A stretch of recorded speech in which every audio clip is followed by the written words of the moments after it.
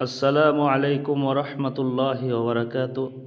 প্রিয় দর্শক ভাইরা আমার, আজকে সকলেই জানেন আজকে হচ্ছে জানুয়ারি 22 তারিখ 2024। আজকে ওরা সেখানে গিয়েছে মন্দির উদযাপন করার জন্য। আপনি আমি মুসলমান, আপনার আমার অন্তরে কি কিছু ধাক্কা খায় না? আপনি নামাজ বাদ দিয়ে আপনি কুকুর শিয়ালের মতো কেন আপনি ঘরে শুয়ে আছেন?